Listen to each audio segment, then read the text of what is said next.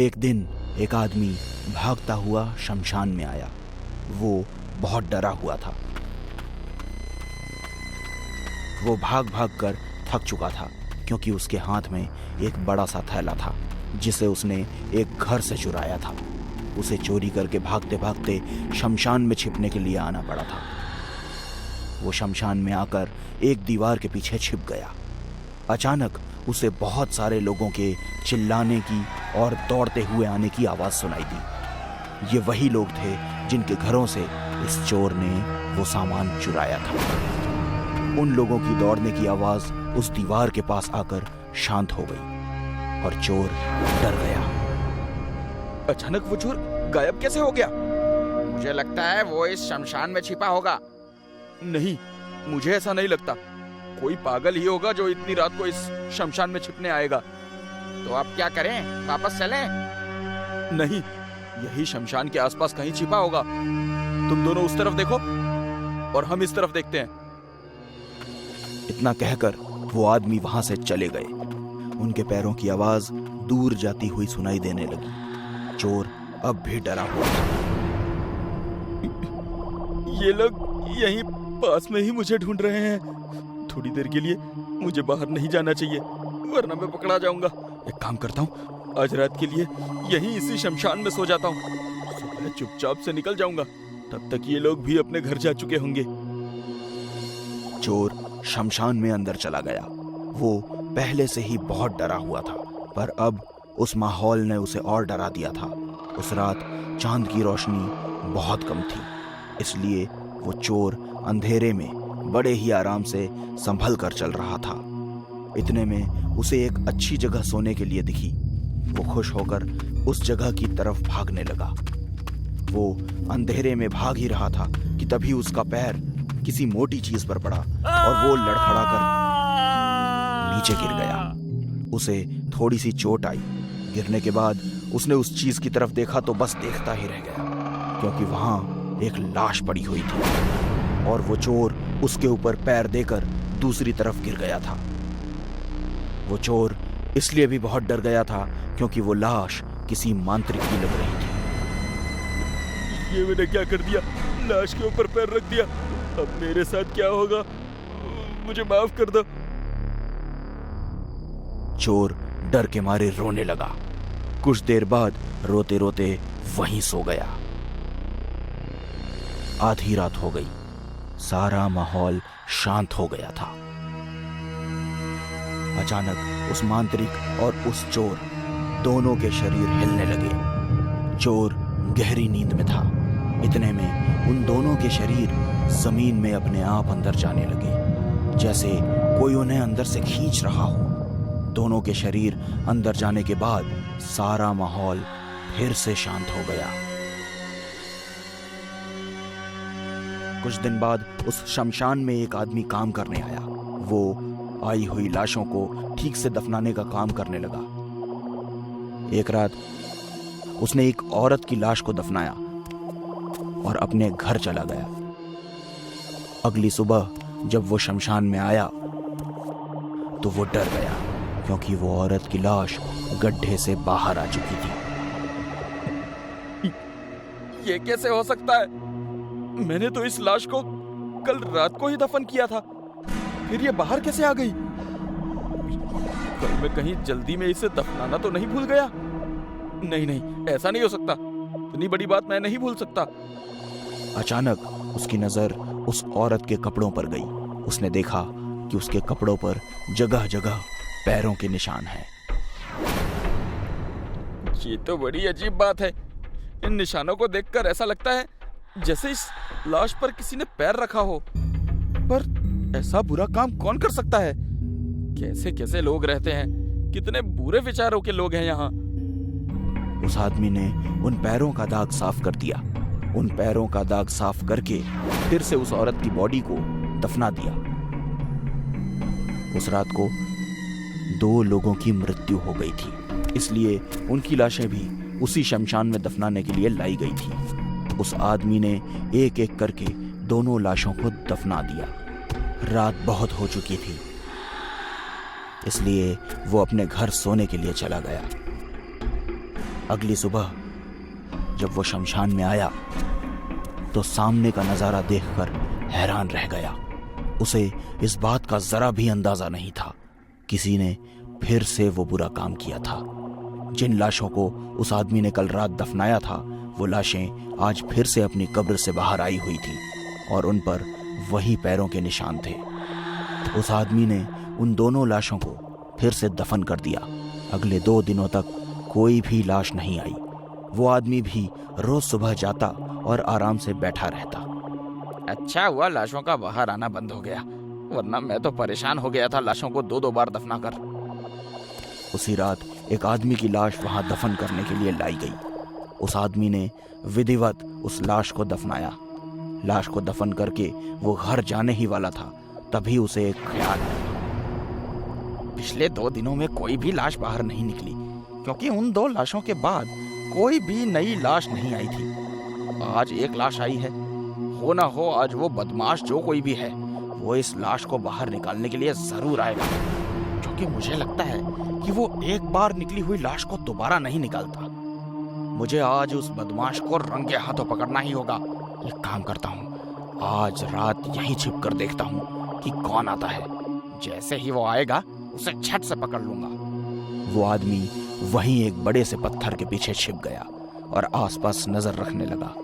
आधी रात बीत गई पर वहां कोई नहीं आया। उस आदमी को भी नींद आने लगी। मुझे लगता है वो बदमाश आज नहीं आएगा। मुझे घर जाकर सो जाना चाहिए। वो आदमी वहां से उठकर जाने लगा। जैसे ही वो वहां से जाने के लिए मुड़ा, अचानक उसे पीछे से कुछ आवाज आने लगी। उसने पीछे मुड़कर देखा तो जमीन को चीरते हुए 2 लाशें अंदर से बाहर आ रही थी। वो लाशें और किसी की नहीं बल्कि उस चोर और उस मांत्रिक की थी। वो आदमी डर के मारे वहीं पत्थर के पीछे छिप कर देखता रहा। उठो चलो, आज फिर से एक नई लाश आई है। वो चोर उठा और अपने हाथों से उस नई लाश की कब्र खोदने लगा। बहुत देर खोदने के बाद उसने लाश को बाहर निकाला। चलो अब इस पर पैर रखो। आप ये सब क्यों कर रहे हैं? मैं आपसे माफी मांग चुका हूँ, फिर आप मेरे साथ हमेशा ऐसा करते हो।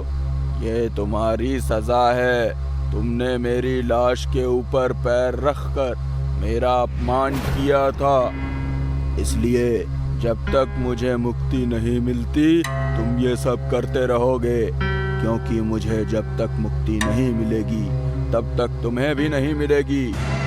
लेकिन आपको मुक्ति कब मिलेगी? मुझे और कितने दिन ऐसे लाशों के साथ ऐसा करना पड़ेगा? वो मैं नहीं जानता। जब तक मैं यहाँ हूँ तुम्हें ये करना होगा। अब चलो, बात करने में समय बर्बाद मत करो। जल्दी से इस लाश के ऊपर पैर रखो। सुबह होने से पहले हमें फिर से अंदर जाना है। चोर ने मांत्रिक की बात मानकर उस लाश के ऊपर पैर रखा। उसके पैरों के वही निशान उस लाश के कपड़ों पर आ गए। वो आदमी दूर से ये सब देख रहा था। उन दोनों का काम होते ही वो दोनों फिर से जमीन में चले गए और उस लाश को वहीं बाहर छोड़ दिया। वो आदमी ये सब देखकर बहुत डर गया और डर की वजह से वो वहां से भाग गया।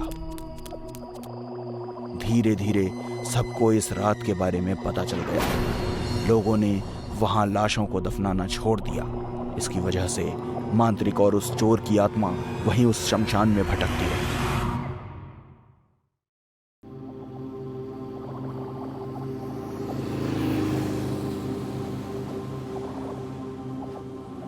जय, बाइक रोको। क्या हुआ? रोको। अरे अब बताओ भी। तुम रोको तो सही। तुम्हें पता है यहाँ पास में एक बेर का पेड़ है जिसके बेर बहुत ज्यादा मीठे हैं। क्यों ना कुछ बेर तोड़कर हम भी ले चले? अरे इतनी रात को कौन बेर तोड़ता है मेरी माँ? कहीं जंगली जानवर आ गए तो? हम कल सुबह आ जाएंगे। कल नहीं, हम आज और अभी बेर तोड़ेंगे। Okay Baba, let's go.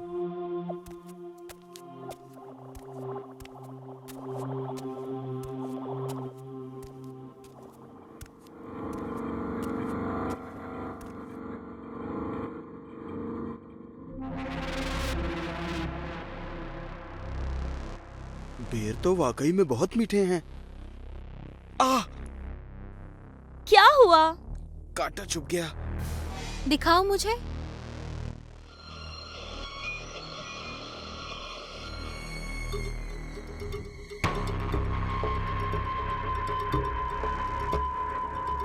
Reeba, क्या हुआ तुम्हें? रीबा, रीबा क्या हुआ? क्या हुआ?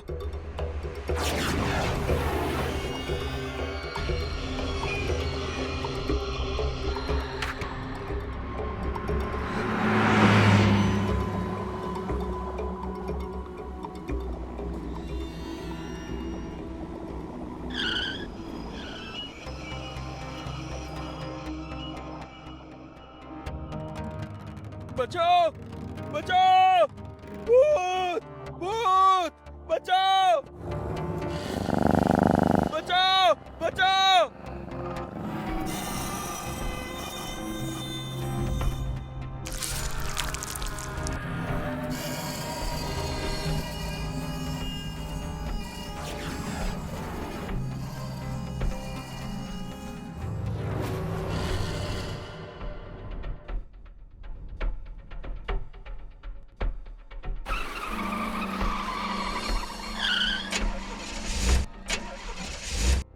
हेलो मंटू मैकेनिक, मेरी car bank manager Shyam ji के बंगलों के सामने बंद पड़ गई है।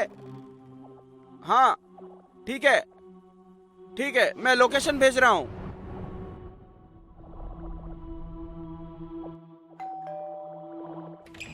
अरे डॉक्टर किशोर, मेरे भाई, आओ आओ अंदर आओ। हाँ तो बताओ, आज हमारे घर का रास्ता कैसे भूल गए डॉक्टर साहब? अरे कुछ नहीं श्याम, वो मैं अपने घर जा रहा था, पर आपके घर के सामने मेरी कार बंद पड़ गई, तो बस इसीलिए आ गया। मतलब कार बंद नहीं होती तो तुम अपने दोस्त के घर कभी नहीं आते? ऐसी बात नहीं है यार। क्या बात है? तू थोड़ा परेशान लग रहा है, क्या हुआ तुझे?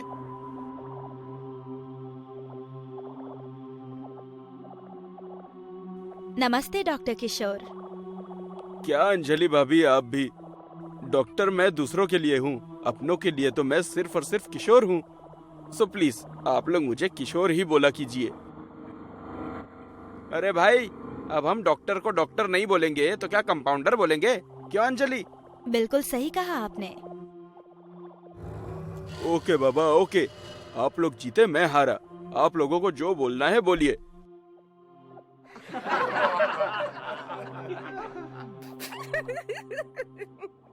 ये हुई ना बात। वैसे किशोर, मैं और अंजलि तुझसे बहुत नाराज हैं। क्यों? क्यों क्या?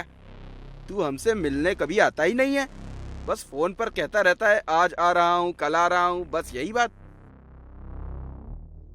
अब क्या बताऊं यार, जब से सीनियर डॉक्टर बना हूँ मुझे किसी से मिलने तो छोड़ो, खाने पीने तक का भी टाइम नहीं मिलता है।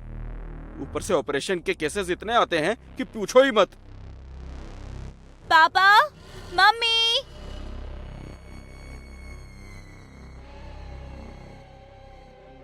रीबा बेटी, इनसे मिलो, ये किशोर अंकल हैं। नमस्ते किशोर अंकल।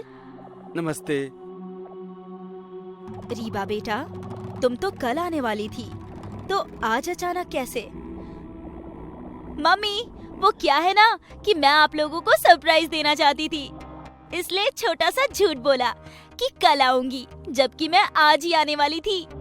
मम्मी, मुझे बहुत जोर की भूख लगी है, जल्दी से मेरे लिए कुछ बना दो ना। कोई नहीं, अभी बना देती हूँ।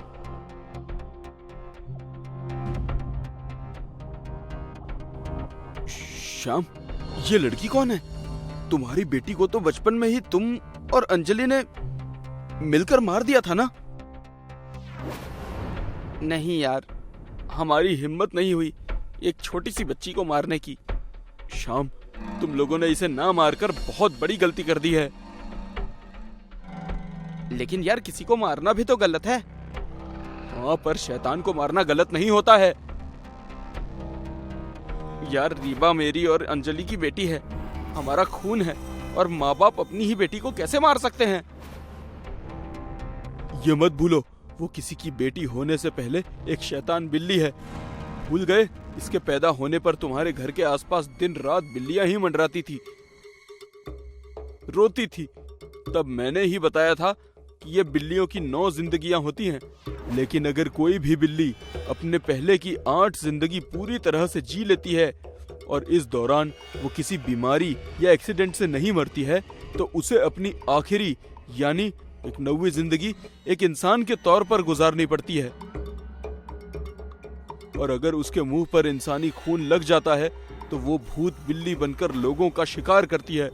और इत्तेफाक से तुम्हारी बेटी भी एक ऐसी ही बिल्ली है और उसके मुंह पर खून लग चुका है।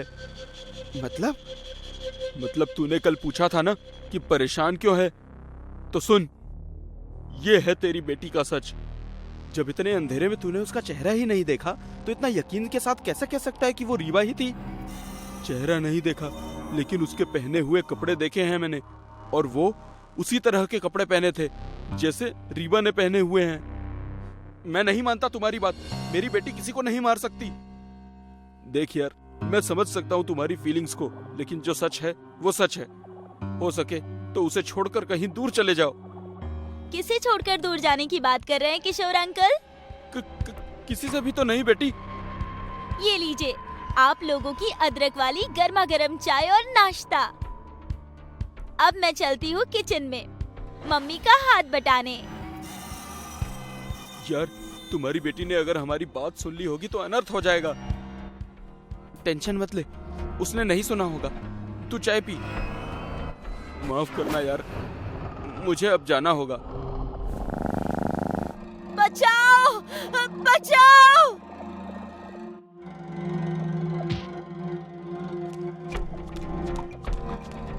घबराओ मत अंजलि, मैं आ गया हूँ। रीबा बेटी, वो तुम्हारी माँ है और मैं तुम्हारा पापा। बेटी, अपनी माँ को छोड़ दे, जाने दे उसे। श्याम, वो तुम्हारी बात नहीं सुनेगी। उसके मुंह में इंसानी खून का स्वाद लग चुका है। उसे अब सिर्फ खून चाहिए, फिर चाहे वो कोई भी हो। अंजलि! मेरी बेटी ने अपनी ही माँ को मार दिया। श्याम, संभालो अपने आप को, ये रोने का समय नहीं है। अगर आज तुम कमजोर पड़ गए तो ये भूत बिल्ली सारे इंसानों को मार डालेंगी। इसलिए प्लीज मुझे बताओ, वो मंत्र वाला हथियार जिसे मैंने तुम्हें इसे मारने के लिए दिया था, वो कहाँ है? वो हॉल में आज भी दीवार पर टंगा हुआ है।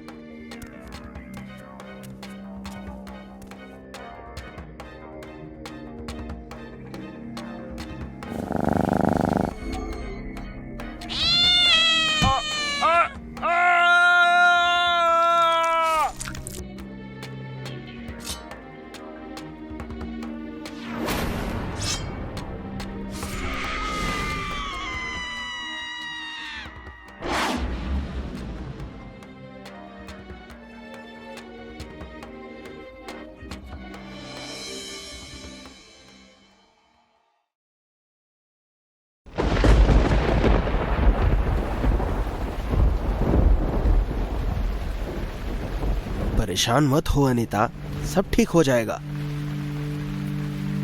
कुछ ठीक नहीं होने वाला तेज, कुछ ठीक नहीं होने वाला। निराश होने की जरूरत नहीं है अनीता।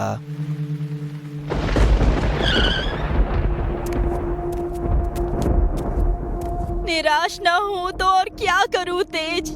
क्या कुछ नहीं किया हमने? पूजा पाठ किए, दान दिया, गरीबों की मदद की, बड़े से बड़े डॉक्टरों को भी दिखाया, लेकिन मिला क्या? ये कि हम माँ बाप बनने के लायक तो हैं, पर क्यों नहीं बन पा रहे हैं वो नहीं जानते। लगता है पिछले जन्म में मेरे हाथों कोई पाप हुआ होगा, जिसकी वजह से मैं इस जन्म में माँ नहीं बन पा रही हूँ। आप मुझे जहर ही दे दीजिए, मैं अब जीना नहीं चाहती, नहीं जीना चाहती मैं। अनीता, ये क्या बचपना है? धीरज रखो, सब ठीक हो जाएगा। कैसे धीरज रखूं तेज? कैसे? बताओ ना, कैसे रखूं मैं धीरज? मैं अब किसी बच्चे को देखती हूँ ना तेज, तो खुश होने के बजाय रोना आता है मुझे। बे औलाद होने का दुख इतना सताता है कि मर जाने को मन करता है। अनीता, संभालो अपने आप को। ये क्या उलूल जुलूल बातें कर रही हो? रोना बंद करो, शांत हो जाओ। आप मुझे तो शांत कर देंगे, लेकिन मैं जानती हूँ कि आप भी अंदर से दुखी हैं, अंदर ही अंदर घुट रहे हैं। लेकिन अगर आप मुझे मार नहीं सकते तो आप दूसरी शादी कर लीजिए। शायद उसकी किस्मत मुझसे अच्छी हो। ऐसे में कम से कम आप तो बाप होने का सुख उठा लेंगे। नहीं अनीता, नहीं, ऐसा नहीं हो सकता। हमारा रिश्ता शादी के बंधन से बढ़कर है। प्यार का बंधन है ये। चाहे कुछ भी हो जाए, मैं किसी और से शादी नहीं करूंगा।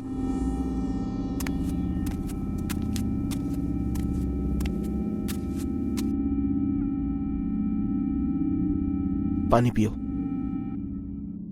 ठाकुर जी, अगर आप लोग बुरा ना माने तो मैं एक बात बोलूं? बोलो। जी, वो गांव के बाहर शमशान में एक तांत्रिक बाबा आकर बैठे हैं।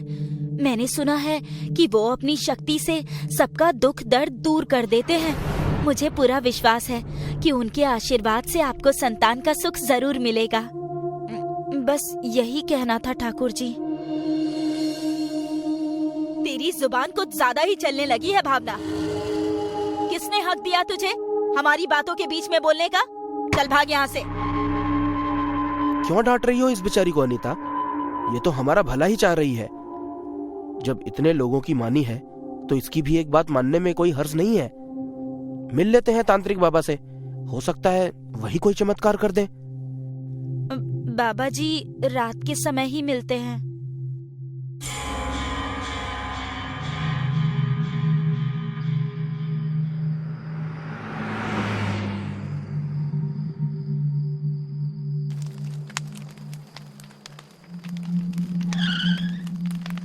ओम ह्रीं हूं श्रीं हां हूं क्लीं विलं भट भट स्वाहा। ओम ह्रीं हूं श्रीं हां हूं क्लीं विलं भट भट स्वाहा। क्या चाहिए तुम्हें? क्यों आए हो मेरे पास? बाबा, हम संतान पाने की इच्छा लेकर आपके पास आए हैं, जिसके लिए हम हर दरवाजे पर नाक रगड़ चुके हैं, मगर हमारे हाथ सिर्फ निराशा ही लगी है। अब आप ही हमारा आखिरी सहारा हैं बाबा। बाबा के घर जो भी आता है वो कभी खाली हाथ नहीं जाता। तुम्हें संतान चाहिए? ठीक है, दे दूंगा मैं तुम्हें संतान। और कुछ? आप सच कह रहे हैं ना बाबा? बाबा कभी झूठ नहीं बोलता मूर्ख औरत। अगर तुझे इतना ही संदेह है तो रास्ता तेरे सामने है। जैसे आई है वैसे ही लौट जा। नहीं नहीं बाबा, मेरा मतलब वो नहीं था। आप जो कहेंगे वो हम करेंगे। अच्छे से सोच लो, अभी समय है, क्योंकि एक बार मेरे बताए रास्ते पर अगर तुम दोनों आगे बढ़ गए तो लौटना असंभव होगा। आप रास्ता बताइए बाबा, क्या करना होगा हमें? बलि देनी होगी। बलि? हम तैयार हैं बाबा, बताइए, बलि बकरे की देनी है या मुर्गे की? बाबा ने पहले ही कहा था कि रास्ता कठोर है, तुम लोगों से नहीं हो पाएगा। हम समझे नहीं बाबा। तो समझो, बलि बकरी या मुर्गे की नहीं, एक इंसान की होगी। इंसान की बलि? इंसान की बलि? हाँ, इंसान की बलि। एक लड़की की बलि, वो भी किसी ऐसी लड़की की जिसका जन्म अमावस्या के दिन हुआ हो। लेकिन हम ऐसी लड़की को ढूंढेंगे कैसे बाबा? उसके लिए तो मैं हूँ। ओम ह्रीं क्लीं भट स्वाहा। इस लड़की को लेकर आओ मेरे पास, ये तुम्हारे आसपास ही रहती है। ये तो हमारी नौकरानी भावना है बाबा। इसी ने तो हमें आपके पास भेजा है। इसकी बलि हम कैसे दे सकते हैं? कहा था ना, रास्ता कठोर है, कठोर हो जाओगे तो ही संतान का सुख मिलेगा। जिसने रास्ता दिखाया है वही तुम लोगों की नियति है। आगे बढ़ो, जीवन मरण तुम्हारे हाथों में नहीं है। जिसकी जितनी जिंदगी है वो उतना ही जिएगा। बाबा सही कह रहे हैं तेज, जिसका जितना जीवन है वो उतना ही जिएगा। हम तो केवल बहाना होंगे, और फिर ऐसा करके हमें संतान का सुख मिलता है तो गलत क्या है।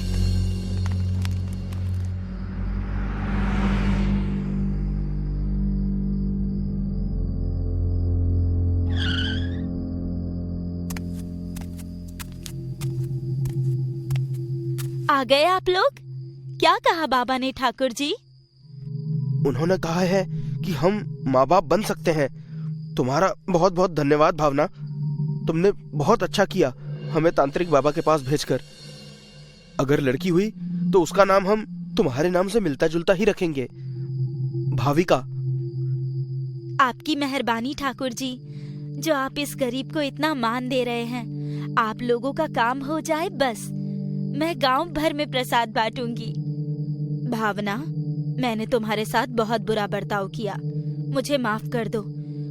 अरे रे रे, ये आप क्या कह रही हैं ठकुराइन जी? माफी मांगकर मुझे शर्मिंदा मत कीजिए। अच्छा, मैं चलती हूँ, बहुत देर हो गई है। मेरे बच्चे मेरा इंतजार कर रहे होंगे। 1 मिनट भावना, ये सब सिर्फ तुम्हारी वजह से हो रहा है। इस खुशी में मैं ये लड्डू अपने हाथों से तुम्हें खिलाना चाहती हूँ। मुँह खोलो, मुँह खोलो। ठाकुराइन जी, मुझे दीजिए ना, मैं खा लूंगी। मैंने कहा ना, मुँह खोलो।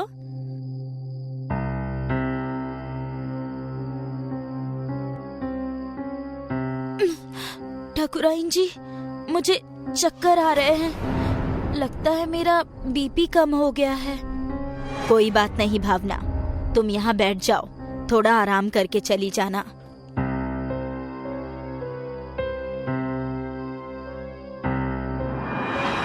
ओम ह्रीं हुं श्रीं हां हुं क्लीं विलीं भट भट स्वाहा। ये क्या कर रहे हैं बाबा आप? ठाकुर जी, ठाकुराइन जी, ये आप लोग क्या कर रहे हैं? कहीं आप लोग किसी तांत्रिक टोटके के लिए मुझे मारने तो नहीं जा रहे? नहीं नहीं, ये गलत है, ऐसा मत कीजिए। मुझे मत मारिए, मेरे छोटे छोटे बच्चे हैं, वो मेरा इंतजार कर रहे होंगे। मुझे जाने दीजिए। ठाकुराइन जी, अपने बच्चे के लिए मेरे बच्चों को अनाथ मत कीजिए। बस कर लड़की, तुझे शैतान ने एक नए सृजन के लिए चुना है। तुझे तो खुश होना चाहिए, खुश हो जा।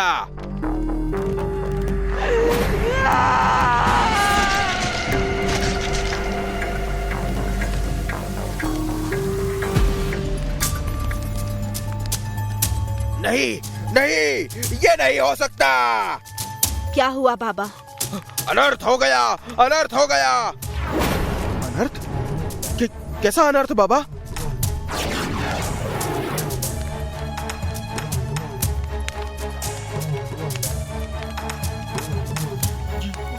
ये क्या हो रहा है बाबा? मूर्ख आदमी, सब कुछ देखकर भी तेरी समझ में नहीं आ रहा कि हमारी तांत्रिक विद्या उल्टी पड़ गई है। तुम सबने क्या सोचा था? मेरी बलि देकर मेरे बच्चों को अनाथ करके तुम लोग संतान का सुख पालोगे? ये मेरी गलती थी, जो मैंने तुम लोगों को इस ढोंगी तांत्रिक के पास भेजा। पहले मैं मरी, अब तुम सब मरोगे। नहीं, मैं तुम्हें ऐसा नहीं करने दूंगा। ओम ह्रीं हुं श्रीं हां हुं क्लीं विलीं भट।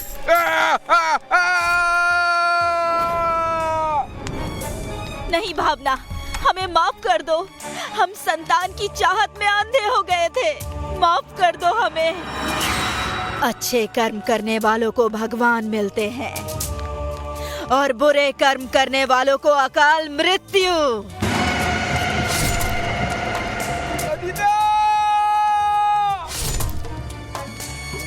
बुरा करोगे तो परिणाम भी बुरा ही होगा।